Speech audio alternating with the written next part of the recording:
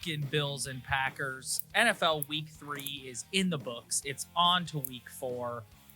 Can you guys believe it's Week 4 already? Like, the season's over.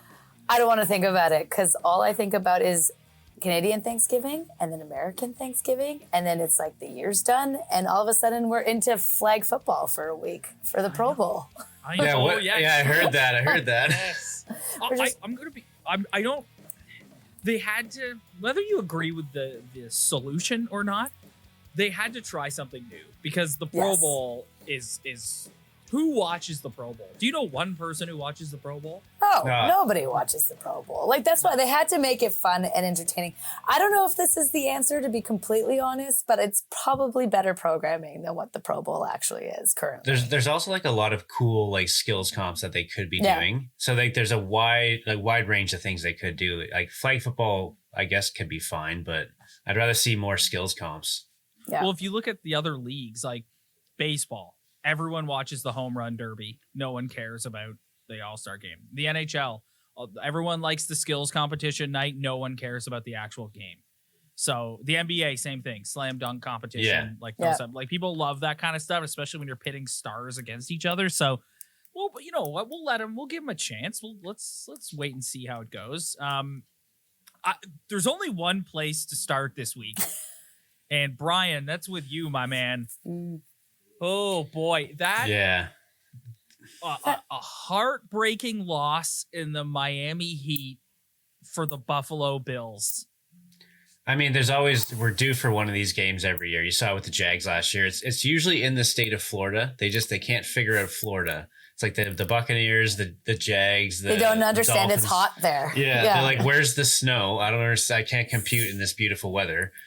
But like, it comes back to the run game, like we talked about in the first episode here, Rob. Like, if you can't get the run game going, and like Josh Allen's not being a super freak out there, like, I mean, he still was pretty damn good. It's just he wasn't super freak Josh Allen.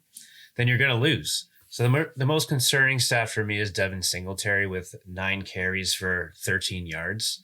Like, two things there. It's the offensive line, and it's also the lack of able running backs.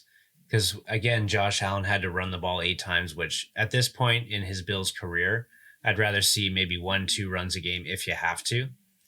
Running around behind the line of scrimmage and then throwing it away, that's no problem for me. But, like, let's stop rushing the ball with him because we can't afford more injuries on this team. Like, we already have everybody out on the defense. Defense is just depleted.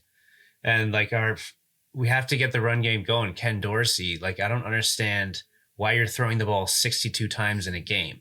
Or throwing a tablet. Or throwing a tablet, or throwing a hissy fit. I kind of like that tablet throwing. It was very entertaining. But I mean, like, way to rip off Tom Brady. Like, give me a break. And what was funny about that is just before he did that, the NFL released a statement about like wrecking company property, essentially, because of Tom Brady. And then he just threw a hissy fit and ripped his tablet across the screen, and it was perfect. Yeah, I know. And I'm just so mad because that offensive line is just a disaster. It's a joke. Like, Allen got sacked 4 times. Would you say it was a big butt punt in your butt? Yeah. Punt in your butt? The punt felt all around the world. That was pretty funny. To lose the game even after the butt punt, Brian. So the biggest criticism about the Bills heading into the season was that offensively they're going to be too reliant on Josh Allen. Mm-hmm. And you saw that on Sunday. Like they have no running game. And like, it's just, if you're a team that's going in there and you're scheming to defend against them, it's like, it's pretty easy. Like it is easy. You don't need to respect the run. Yes, Allen can escape and run the football. I was going to say, yeah. But it's not the same as handing the ball off. Like you see what Aaron Jones does for the Packers and what a difference that makes, right?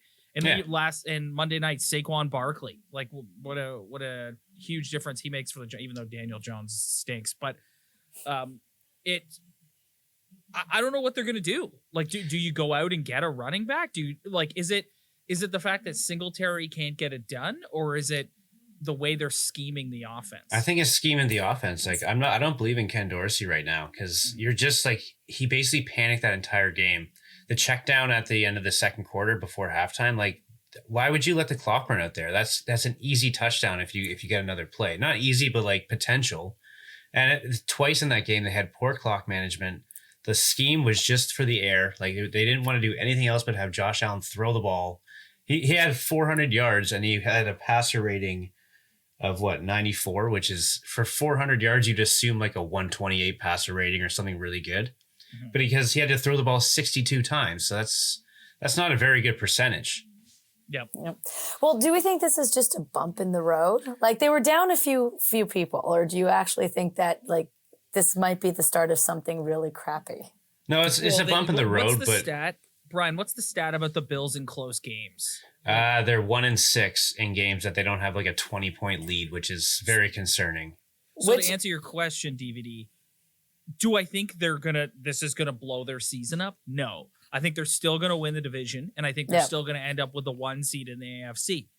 But if you run up against the Chiefs or the Dolphins again, or another one of these good AFC teams, and you're relying too much on Josh Allen, it's like the Bills Mafia is headed for another January heartbreak.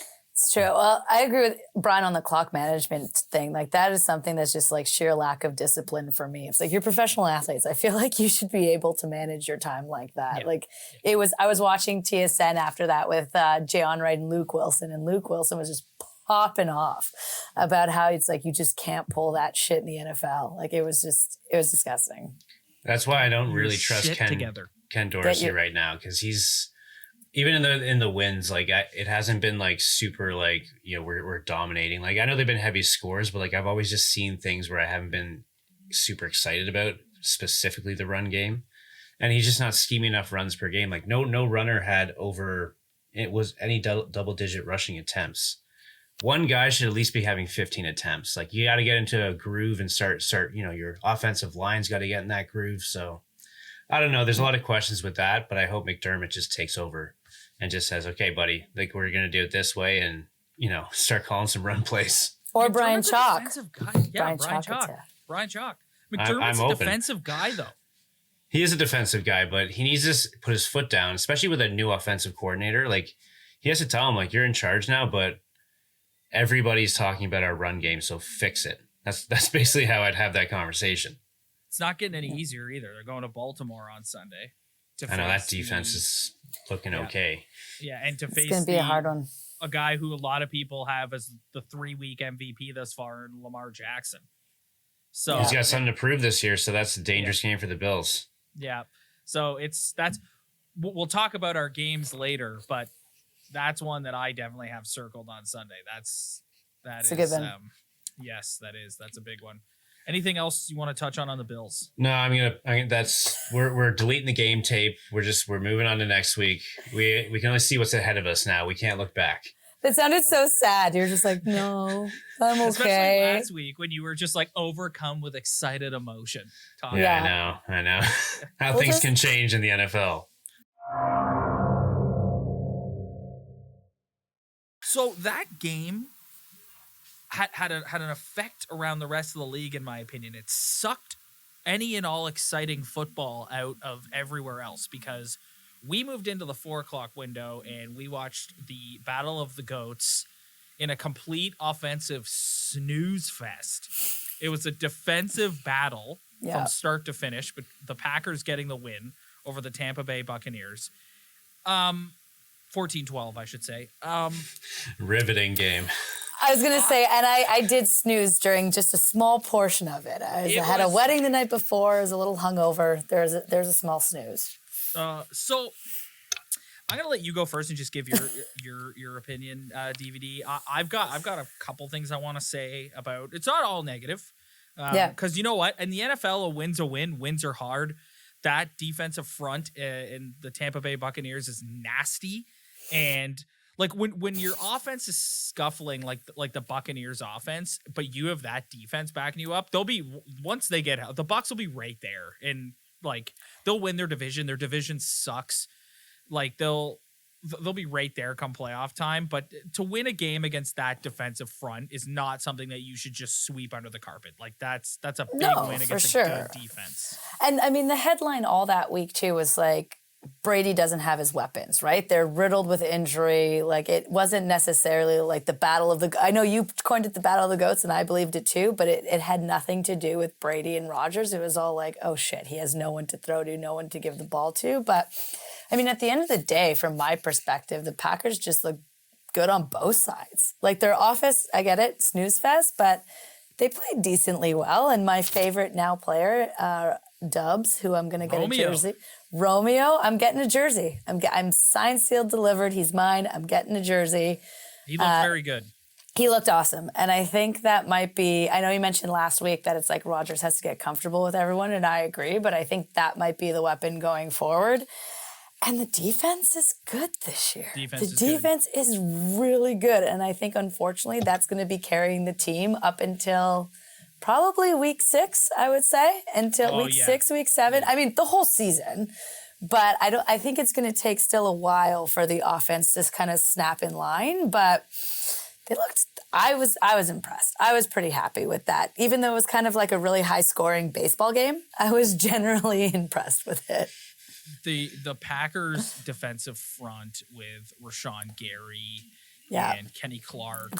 Like that's a nasty pass rush, and it's good. It's good. And even though Jair went down with an injury, he's arguably one of the best corners in football. Like, it's like their defense is going to be what has to carry them. I don't know if I'm with you on the offense, and I'll tell you why. I'd love to know.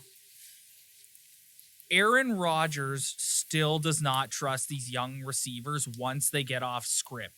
The first quarter or so of the game, the first X amount of plays is a script that's drawn up by Matt LaFleur.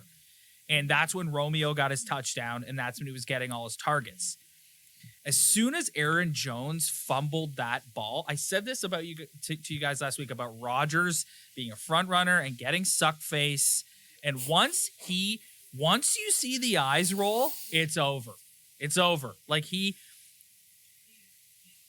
they go off script. Yeah. Jones fumbles the ball.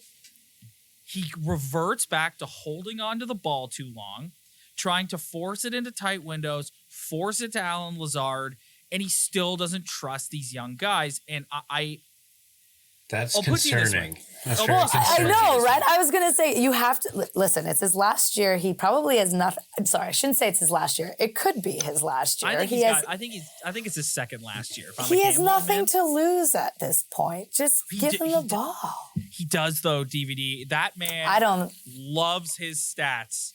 And one thing that he will always be remembered for, and one thing that when you hear about the national media talk about Aaron Rodgers and the Green Bay Packers, it's always his touchdown to interception ratio. Can you believe that this man has thrown 29 touchdowns to 2 interceptions? That's unheard of in this league. And so here's what I'm worried about, okay? I have said for 3 weeks now on this show with you guys that I know, and you said this earlier, DVD, that until about week 6, week 7, this offense is going to be a work in progress, okay? Yep. When it counts, when you're in the playoffs, when you're in a huge game at the end of the year, are you going to risk your stats, and are you going to get over this OCD that you have about putting the ball in harm's way to throw it to Romeo Dubs, to throw it to Christian Watson, to throw it to some of these younger guys? And I really hope that he does that, because when he gets in trouble, anytime that they play a game and it doesn't go well, what does he do? He holds onto the ball way too long, pump fakes, he looks around, boom, sack. And they have a good offensive line, but not that good. Well, he's also getting older, and these DBs are getting younger. So that's going to be the problem. And so I agree that he needs to let the ego go, because there's no point. If you want to win a Super Bowl, if you want to win games, you're going to have to give these young guns the ball. And you're just, one fraudulent charity donation away from being the most hated man in America. So it doesn't really matter at the end of the day. Oh my good God. Sorry, How the mighty have fallen. How do you guys feel about that? That's quite the news. You know what it is? Sadly, I'm not shocked. Yeah, to I was be gonna honest. say, is anyone surprised that Brett Favre is an asshole? I No. read it and I No. was like, oh, okay. And like so he you went to send dick Minnesota, pics so and like that steal kind money. of he Yeah. was banished at that point, anyways. He was sending dicky pickies all over the place, and now he's stealing from charity. Like, I'm like, this kind of all checks out now. I'm just like, Yeah. yeah. By the way, also side note, Rob, what are you drinking? Yes, is that a cocktail? I know. Is that a cocktail? It's a large cocktail. Yes. Nice. It's a large mixed cocktail. I'm For our pretty sure listeners and not viewers, Rob has been Yeah, yeah. drinking something out of a fancy glass. Yeah, my wife made it My for wife. me. It's, My wife. It's like a ginger ale with I think it's vodka in here. It's ginger ale with something in it. Oh, Delicious. nice. Because Delicious. I like to get a little, because I've Drunk? become a podcast veteran in my days, and I find I'm at my best when I'm like got a little bit oiled, like not. You don't want to have too many drinks because then you're all over the place and it's hard to think and hard to speak. But Yeah. if you get just a little oiled, You always feel flows stronger out after nice. your second drink. That's it. Yes, it flows out nice. So yes, I always, Yeah. anytime I do one of these, I'm like, I need some sort of beverage to just get me in the right headspace. I normally do, but as I told you before we started, like I went to 2 weddings this weekend, like Saturday and Sunday, and then work on Monday. So I'm just a disaster. Oh, So I'm just crushing some juice that makes you feel better, not naming it, but Not naming starts with a G. until we have a sponsorship. Yes, from until them. we have a They do not sponsor. get free advertising on this podcast. Okay, so the punchline for the Packers is they need to spread the ball effectively across the offense.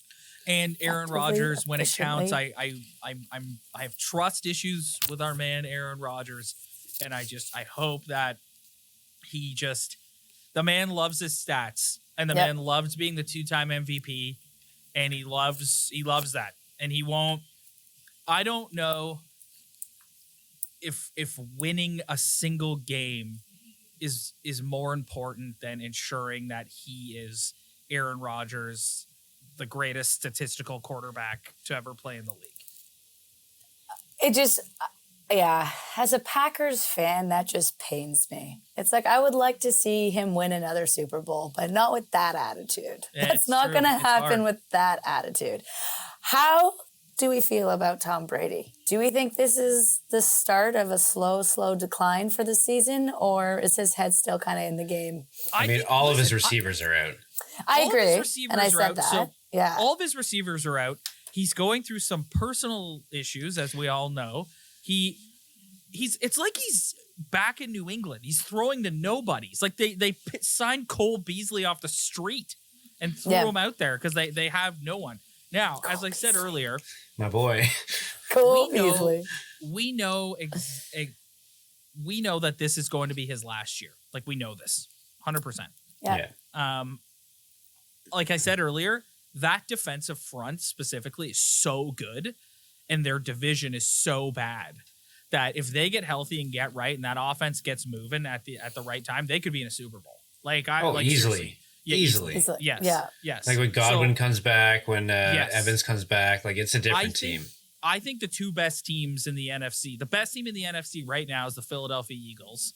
And I agree. Yep. And the team, when healthy, that could challenge them for that is the Tampa Bay Buccaneers. And then I think those are the top two. Healthy Bucs and Eagles are the top two teams in the NFC. And then there's a level down with everyone else. So you can throw Vikings, Packers, Rams. I still think who the else? Packers are at the top of that list with their defense. And if he can figure out his receiving issue or his wide receiving issue, then I think they're right up there, even with the Buccaneers level with their defense. I'll be interested to see if this is the year that they go and get somebody. The Packers are notorious for never going and getting anybody on the deadline. They've always been a draft and develop team. They're not huge. They don't take big swings in free agency. But like, if you're getting close to the trade deadline and you're looking and your defense is cooking, like if their defense keeps on this streak the way they've been on, and you're looking at the offense and you're saying, if we can get him an Odell Beckham Jr. or somebody like an elite receiver in this league and trade for somebody and really push us over the top to make a run in the playoffs, I think this might be the year that Brian Gutekunst considers doing that. I think it's going to come down to how vocal Rodgers is about it. Like with everything you said, it's like if he comes out there and is like, I don't want to throw to these rookies or these young kids. I don't have any faith in them. I don't want to put the ball in jeopardy. Don't want to put games in jeopardy. I think they might do it, knowing that they only maybe have a year or two, tops 3 maybe of Rodgers, tops. 100%. Like, how's Devontae Adams feeling right now on the Raiders? He's going wee all the way home. Yeah, my Raiders prediction was the worst thing I've ever done on this show. Yeah, Brian would like me to go back and delete that whole. Yeah, we can start on week 2. It's okay. It doesn't matter. Don't listen to week 1 of this podcast. That's okay, Brian. It's literally you and the rest of the world because everyone hyped them up. The whole storylines leading up with like Carissa Thompson and Aaron Andrews was Derek Carr and Devontae Adams, and they're back together. They didn't like each other, and then they liked each other. Storm. And like, Brian, no one cares. If you remember, in that very same segment, you said that the Raiders would win their division. I said Russell Wilson would win the MVP. How's that looking? Yeah. That's looking. Yes. In your defense, I also very much hyped up the Raiders last year too. I was on the Raiders wagon up until like week 5, and I'm like, I take it all back. I take it all back. And if anybody listening is expecting us to be right about what we're talking about, you're listening to the wrong show. He doesn't mean it.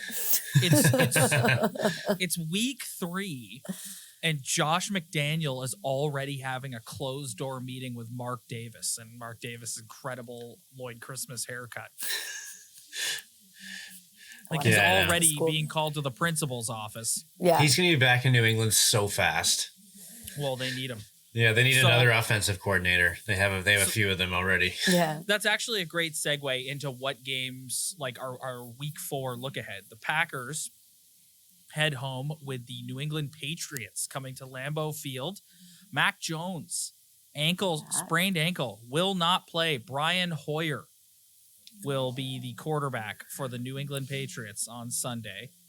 Not expecting much. This is the type of game where it's like, you have to win this game. If I don't think they're gonna like it can't be none of this 14-12 BS or whatever it was. They have to really show up here.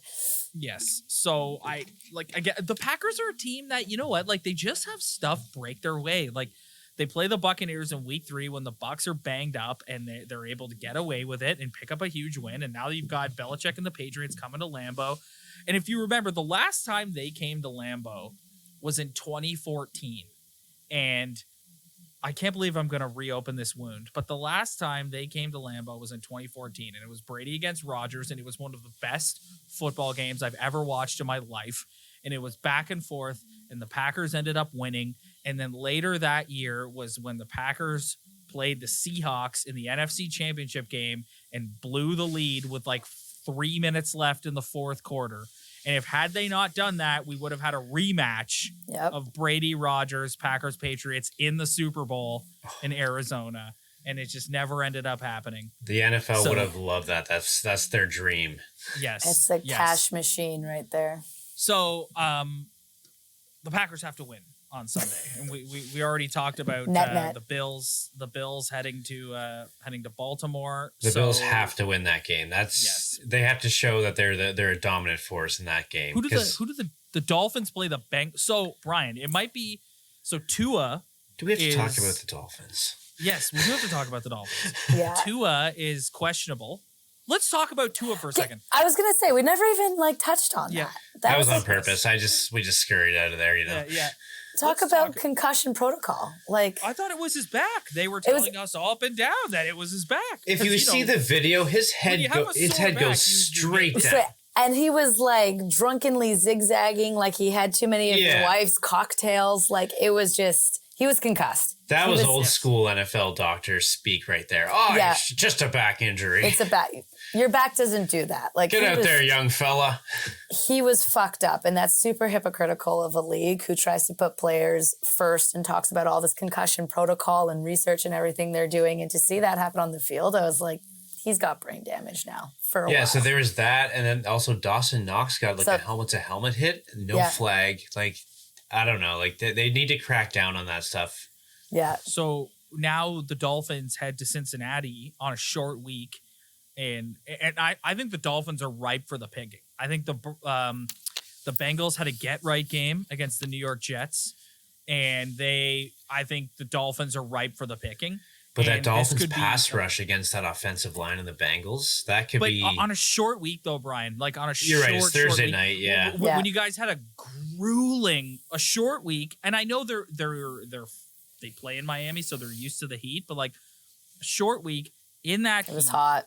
you had a grueling game, like a grueling end-to-end game against the Bills, and now you got to go to Cincinnati.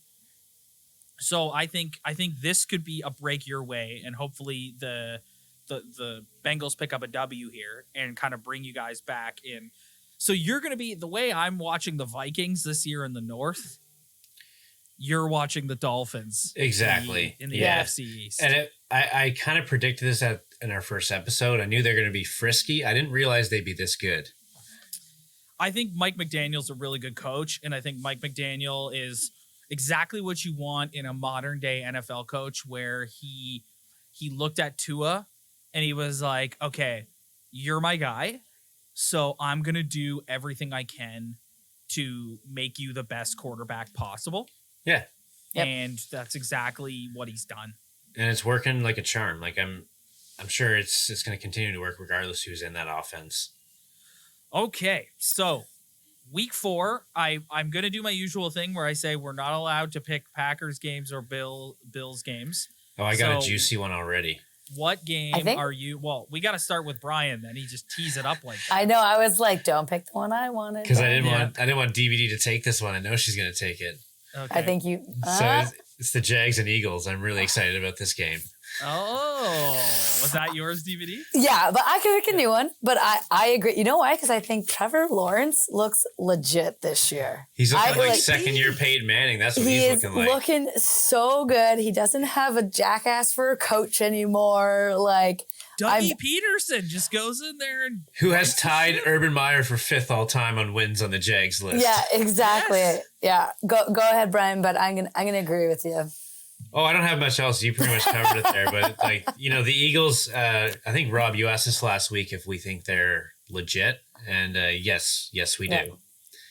It's like what's his name? Their quarterback. It's escaping me right now. Jalen Hurts. He's actually pretty good.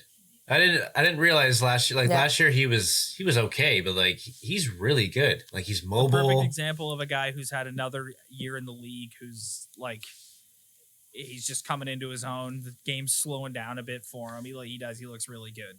Yeah, He looks really good. Yeah, he looks good. And like as DVD said, like Trevor Lawrence is looking much calmer this year, and he has a proper system that he's playing in, and you can see the benefits of that. yeah. It's less stress. Like it's so high anxiety. All the spotlight was on them last year for all the wrong reasons. Like, Yeah. It's just his hair. Like I feel like to win a Super Bowl, you can't have that kind of haircut.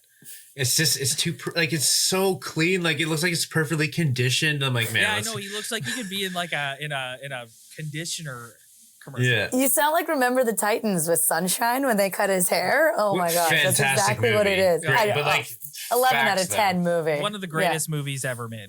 11 out of 10. But like Yeah, it you looks gotta like he cut would your be- hair. It looks like he could be in the commercial for like conditioner, shampoo, and conditioner. He like turns and his hair Yeah. like, flows with him when he turns.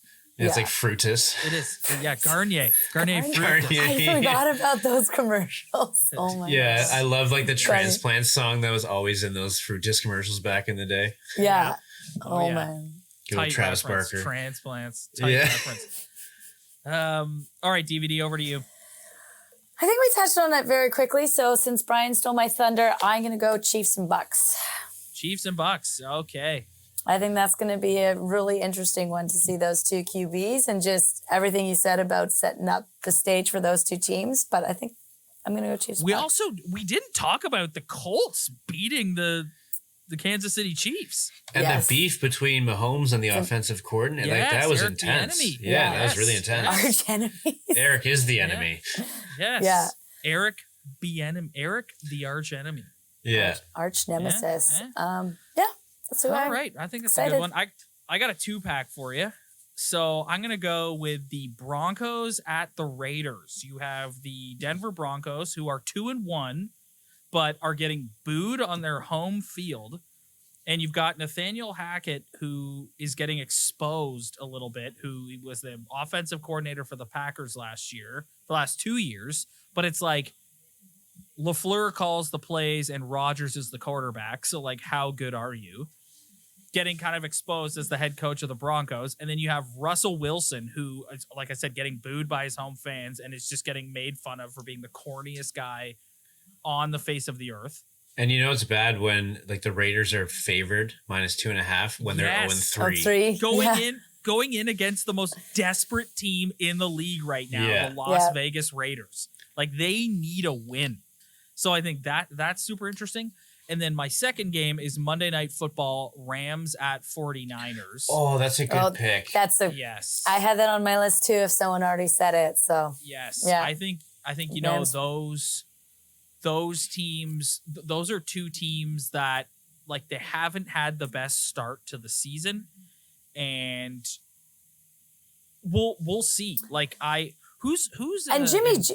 Oh, who's in front in their division right now? Let's take a look. And Jimmy G's quarterback in that game. Yes, it's not so flip flopping here. Okay. The Rams are first in that division, so they're 2-1. Everyone else is 1-2. But the Rams have not looked great to start. They haven't looked like a Super Bowl team this year. No. And like Jimmy G, it's not his fault either, because like they didn't let him have the playbook in preseason because they wanted to trade him. They were like, "You're not staying here, so we're not going to let you tell everybody else our secrets." Yeah. And now there was a lot made of how they kind of choked that game away on Sunday, and then after the game, Jimmy was just kind of like happy and smiling and hugging and. During his press conference, he was having a good time. And like after the game, like with the Bronco players, like just really, it's an awkward situation in San Francisco. Like, I'm sure he doesn't really care about the team per se. Like, he's just playing for his own career.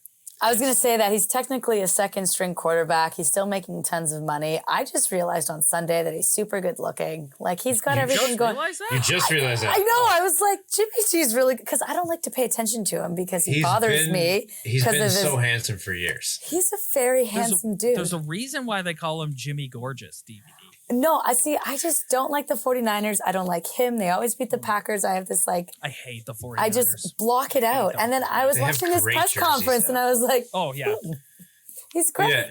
I might be changing my mind. I despise the San Francisco 49ers. But like their uniforms more than the Vikings?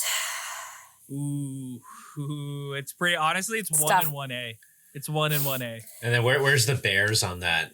Ranking. I don't mind the Bears. Yeah, I don't mind the Bears. I guess if they were better, you might like it might be hate, but they suck. But the Vikings irritate me, and it's irrational. Like, it's an irrational irritation. I'm sure they're lovely people off the field, but like the Bears, I was just like, oh, you guys had a really cool history. I feel like Bears fans the Bears shuffle. I feel like Bears fans hate Green Bay more than any other fan base, though. But I kind of like how like the heritage of the Bears. Exactly. I like the name, the Bears. True. I like the logo. I like their colors are very calming. Good. Yeah, their colors are calming. I was like, oh, this is relaxing. Good. And they're just known for like gritty defensive football, which is also the Vikings are nice. So obnoxious.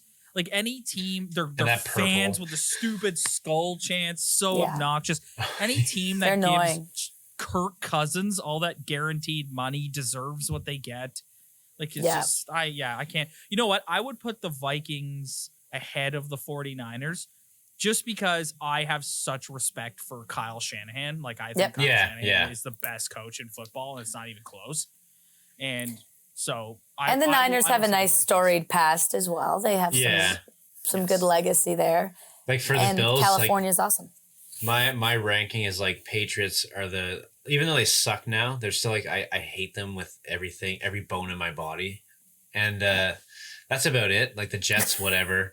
The Dolphins have never really been that, like they had the worst looking jerseys I've ever seen, so I don't really care about them. But this year's a little concerning. But Patriots are number one hate. And mainly Tom Brady wherever he's at. Hate. I think you're going to be seeing him knocking on the door at least. I think they're making it to at least the NFC Championship game this year. I think unless we'll see how it all shakes out. But if they're two division winners, I don't know. We'll see how it all shakes out. But I could see the NFC Championship game. This is such a rich prediction. We're only 3 weeks into the season, so like relax, Rob. But like I could see Buccaneers at Eagles in the NFC Championship game. Yeah, based Yeah. based on going into week 4. I just feel like the Eagles are going to come back down to earth at some point. Well, they have. I saw something, Brian, that said they have the easiest schedule, and like mathematically, they have the easiest schedule in the NFL this year. So Yeah. I think they'll probably sure. get the 1 seed in the NFC because of that. I don't think they're going to go undefeated, though. I don't think. Well, we also didn't even touch on Cooper Rush and the Dallas Cowboys. Oh, what a legend. So I'm not going to lie. I went to bed because it was 6:06 and I said, I got to get up early. This is another baseball game. I'm tired of this. Woke up the next morning and Cooper fucking Rush just nailed it. Yes. Nailed it. Is Cooper Rush a better quarterback than Dak Prescott? Let's get this debate He going. might be better for Mike McCarthy's system. He seems to be fitting into that system seamlessly. Well, it's actually Kellen Moore's system because I don't know what the hell Mike McCarthy does other than stand there looking bewildered for 4 quarters. But like, it's like it's what I said to you guys last week. It's the ego thing. Like they've gone into this offense with Cooper Rush and being like, we're gonna spread the ball out and go. Like CeeDee Lamb had a huge game. It's the one-handed catch by CeeDee Lamb in the end zone. Oh my God! Like so. I don't think the Cowboys are as good as the Eagles, but I think the Cowboys will give the Eagles a run for their money. I mean, both those teams have 2 guaranteed wins each in the freaking Washington Commanders. Yeah. So, and will the Washington guy, Commanders win a game this year? I don't know. Like Carson Wentz is like he's maybe the worst quarterback in the league because he'll tease you for a bit. He'll be like amazing for like 1 or 2 quarters, and then just like the worst quarterback you can ever see in the other 2 quarters. He's very bipolar with his football game, and that's why it's like they always lose to like super shitty team. They'll beat a good team. They'll beat a team that it's like, well, how did they even win this game? That's what's gonna happen. Yeah. Okay. All right, guys. We've this has been a long one. We don't usually go this long, but we got a lot to talk about. And we do. You got to do what you got to do. We didn't even talk about Rihanna. Oh yeah. Yeah. Next time. My better half was extremely disappointed when Taylor Swift declined. And then I did not know that. I would have been down to hear some Swiftie tunes, to be honest. Where is it this year in Arizona? Arizona. Yeah, I don't know why. Like, T Swift in Arizona. I know, but T Swift is not the first person that comes to mind when I hear Arizona. Rihanna's kind of been away for a while. Like, it'd be nice to see Rihanna again. Like, her music's going to get popping again. Yeah. And next year. Did you know she's a billionaire? Yeah, her makeup line. Yeah, her makeup line. Wow. And Apple's now the sponsor of the halftime show. Yes, that's why Taylor Swift was eligible because because it used to be the Pepsi halftime show, and apparently she couldn't do business with Pepsi. She only drinks Coke. She only drinks Coke. So yes, only the finest for T Swift. Personally, it's because they still make it with a little bit of cocaine in it. Yes. Yeah. All right, my friends, we're gonna get out of here. Thanks everybody for checking us out this week. If you like what you see, hit that like and subscribe button below. Spread the word. Tell your friends. We really appreciate it. Also, do the same thing if you're listening to the audio version of this show. And we will see you guys after week 4.